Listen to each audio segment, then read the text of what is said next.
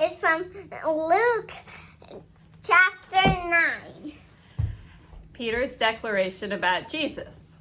Once when Jesus was praying alone with only the disciples near him, he asked them, "Who do the crowds say that I am?" They answered, "John the Baptist, but others Elijah, and still others that one of the ancient prophets has arisen."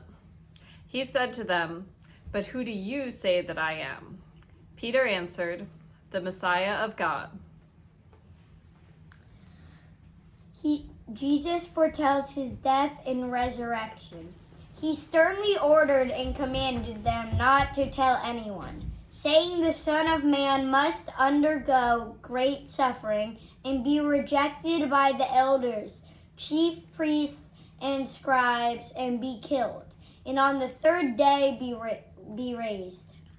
Then he said to them all, "If any want to become my followers, let them deny themselves and take up their cross daily and follow me.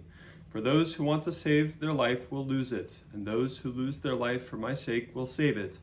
What does it profit them if they gain the whole world, but lose or forfeit themselves?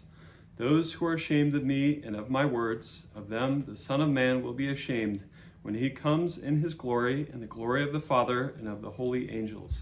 But truly, I tell you, there are some standing here who will not taste death before they see the kingdom of God." The Transfiguration.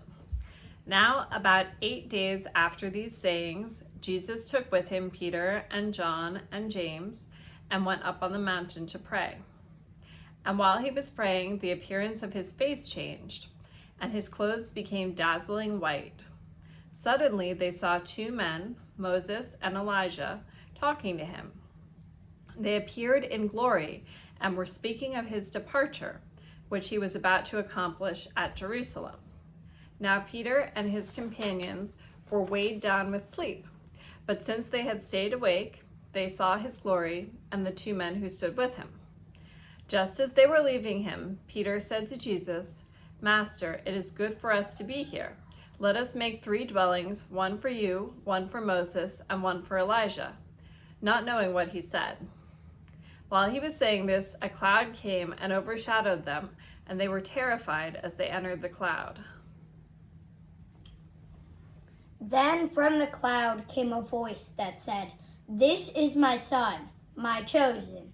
Listen to him." When the voice had spoken, Jesus was found alone, and they kept silent, and in those days told no one any of the things they had seen.